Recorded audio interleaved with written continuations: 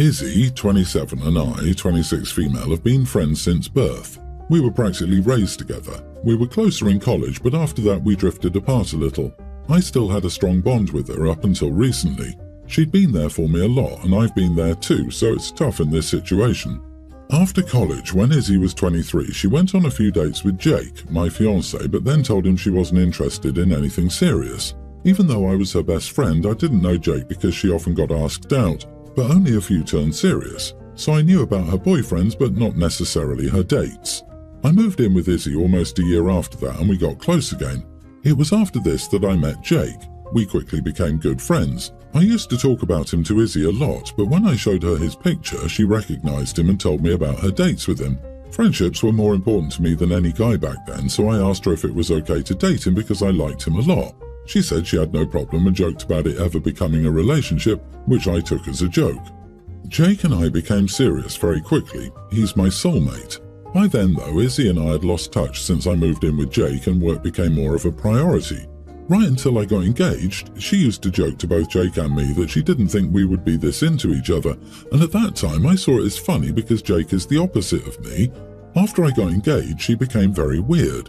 She was very shocked and wouldn't believe it. Then later she used to say I was too young to be married and asked if I was sure, but I saw this as just a concern. However, she agreed to be my maid of honor along with my sister. Afterward, I posted on my Instagram about our engagement and people reposted it and congratulated us. But Izzy just captioned it saying, "You better mention me in your vows because he was into me first, ha." Jake felt very uncomfortable, and so did I, but I defended her, saying that it was just Izzy, she often jokes around. But I still told her it was a bit uncomfortable, and she said she was joking.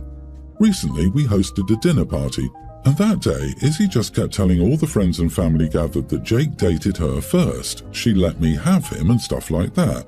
Even after telling her it was not okay, she joked around. Later, I told her that she was crossing my boundaries and that it was not okay, to which she said I was overreacting. Ultimately, I told her not to attend my wedding at all. I've been overthinking a lot after that. Right now, people who know about this are just choosing sides based on who they know more. I'm worried I'm ruining a lifelong friendship when I'm not even right. What if, to her, it really was just a joke and I'm not understanding? But she's not being supportive or positive, which is unfair. I'm confused. Not the idiot. She's too proud to let things go. In her eyes, you found love in a man she dismissed, and that is simply not possible. Hence, she's there. I was here first. In my honest opinion, you made the right choice. Who knows what kind of behavior she'll display when she would value your feelings over her need for attention, which is clearly what this is about in my opinion. Also, it's weird that people are choosing sides in this. There's no reason for it, and they really should start behaving like adults. This right here.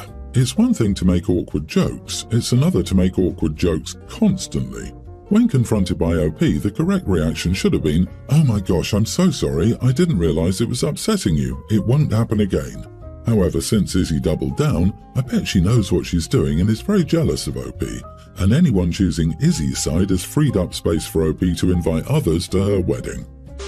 So this has been a long thing coming. My soon-to-be husband has a sister, let's call her Mia. Now, Mia and I do not click very well. I'm polite, but I wouldn't say we're friends. I felt his family forced me to make her a bridesmaid or she would be sad. I'm going to be blunt. Mia is fat and very insecure about it. This has led bridesmaid dress shopping to be a nightmare. We could never find something she wanted, and all the other bridesmaids and I liked. So I gave everyone two options to vote on. Option 1 was getting a dress that can be styled multiple ways or picking from a collection so everyone matches, but they will need to pay for it. Option 2 was I would buy everyone's dress, but I chose the dress and my decision was final. My 5 bridesmaids voted and option 2 won, so I picked out a blue strapless dress with a mini slit. I like it and I knew Mia would have an issue with it. I sent a picture to all the bridesmaids and confirmed the right size before I ordered it. This is where it blew up. Mia was angry that I picked a revealing dress. This resulted in an argument where she thought I was a huge jerk and I told her she could step down if she had issues with the dress. She tried to get the family on her side, but everyone knew I gave them options and had watched me struggle to find something everyone wanted. Edit, she voted for the option where I pay for the dress. I didn't ask her since she and mother-in-law announced she was one of my bridesmaids at a family gathering. The only way to keep peace with the whole family was to give her what she wanted. I've also gone to 4 different shops to find a dress for everyone. Edit to clarify, she voted for me to buy the dress. Everyone voted for that. You are the idiot in every way. You chose the dress with the sole purpose of bullying her into dropping out. Use your big girl words if you don't want her as a bridesmaid. Don't act like a mean middle school girl. You are a grown adult and this is your wedding. You should be able to properly communicate instead of agreeing just to be passive-aggressive or letting the mother-in-law walk all over you. This will be a disaster. Going against the grain, I say not the idiot. Mia voted for the "you pick, your word is final," aka the one where Mia doesn't have to spend money. She would have voted the other way if she didn't want that. The idiots here are mother-in-law and Mia. Mother-in-law for announcing Mia as a bridesmaid, Mia for being difficult. I'm fat, and if I don't fit the same dress as everyone else, I'd have voted for buying my own from a collection. Mother-in-law and Mia announced her bridesmaid status specifically to force OP. OP's mistake was not stopping it then. Well, that clearly has worked super well. Oh, I'm so sorry. I'm not sure where you got that idea, but it's not true. I'm sure we can find you a place in the wedding, but my bridesmaids are already set. Yes, it will be unpleasant, but the best time to set boundaries is the first time someone tries to stomp on them. The longer you let people push you around, the harder it is to stop them later. Everyone's the idiot here.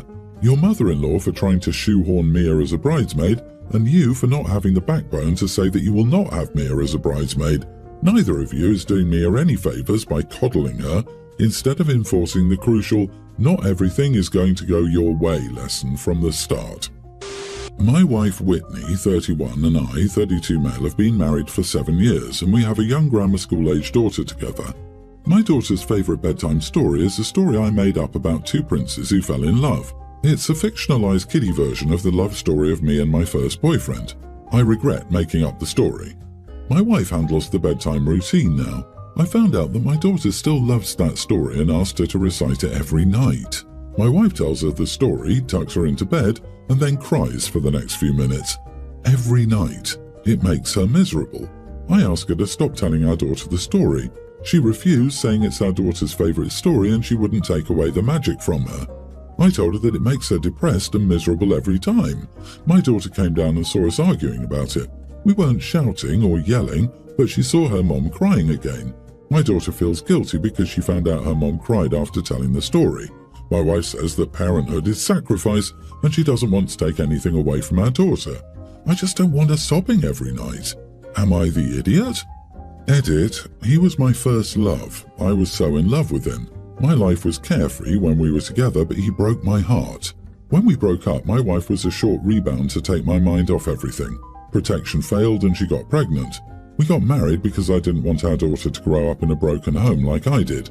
I thought we were a happy family, but my wife shoves her emotions deep down and smiles for the rest of the world. She's a perfect wife and mother. I overheard her talking to her mother once. She said my boyfriend and I had a real love story and that she knew I didn't love her. Her mom encouraged her to keep the family together and told her that being a wife and mom was a sacrifice. What sucks is that I know that she cries a lot, but I've only ever seen it a handful of times. This is the first time our kid has seen her mama sad. Sir, why have you not told a new story about a prince who lost his first prince love but found true happiness with his princess and their extra beautiful child? Your wife needs to hear that story. You need to be telling your wife that story if it's true. Repairing things with your wife is the priority here.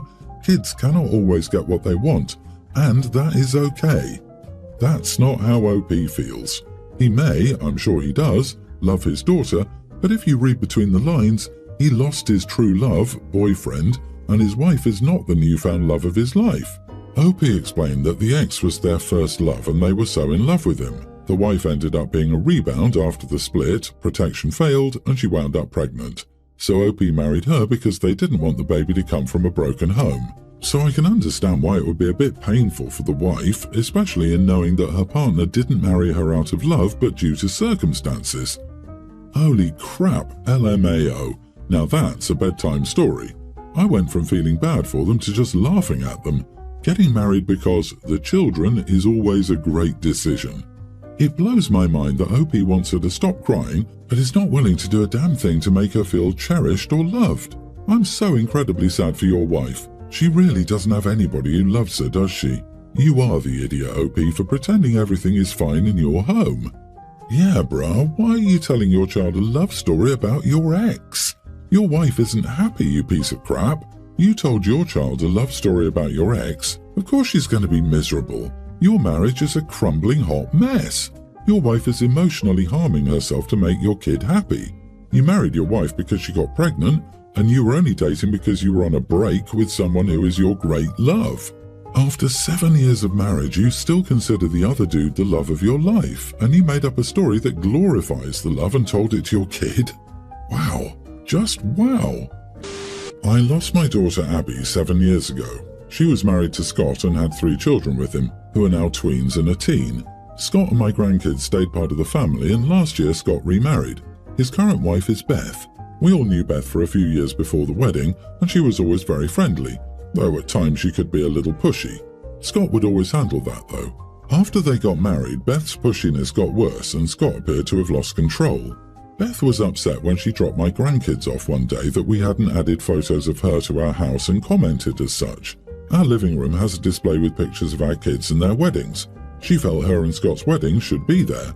She was upset when my grandkids spent Mother's Day with us and our extended family, and we didn't include her. Scott wasn't invited either.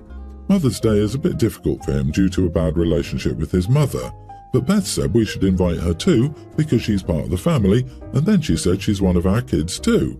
I asked her what she meant, and she told me she's going to be one of our kids now that she's the mother figure for our grandkids. I told Scott what she said, and he was embarrassed and told me he would speak to her.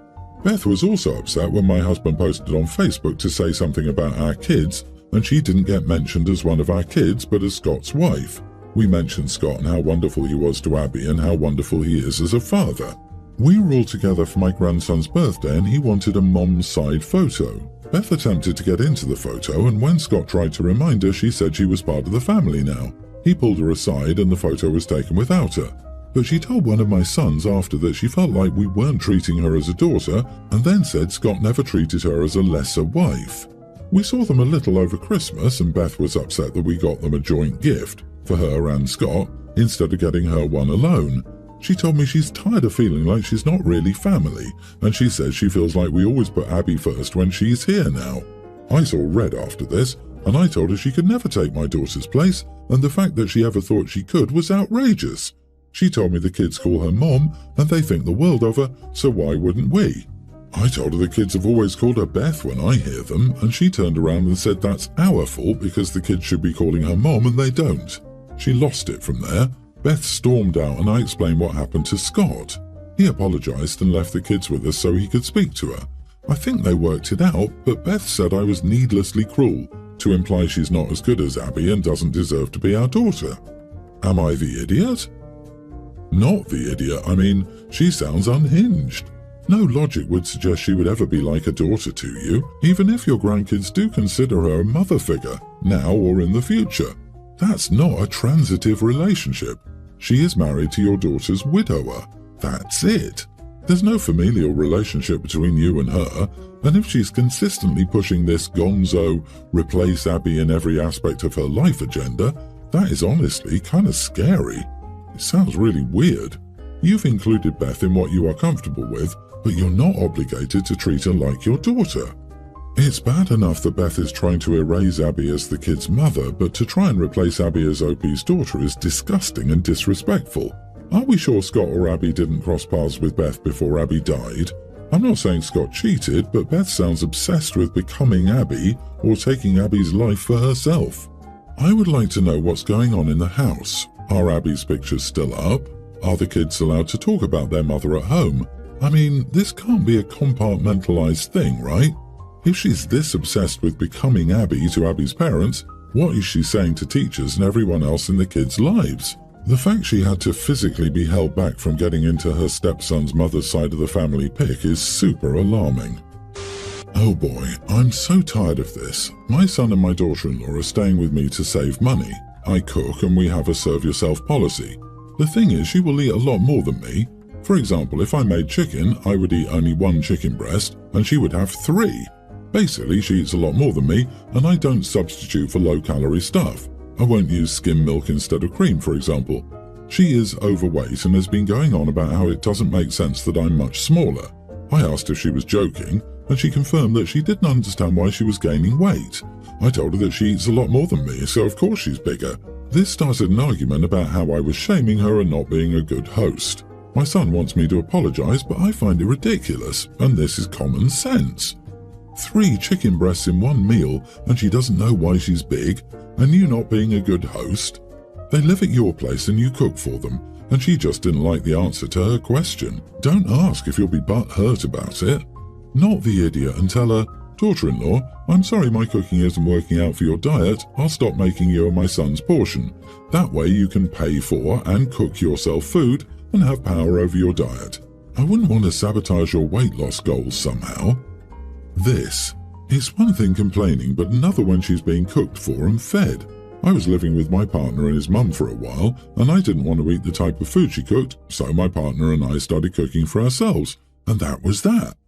As a bigger girl who has lost a lot of weight in the past, my experience is that the truth hurts, and she's lashing out at you for saying it. It's one thing internally knowing how you're sabotaging yourself and compartmentalizing it, but it's tough to accept when someone acknowledges that. It sounds like she needs the wake-up call.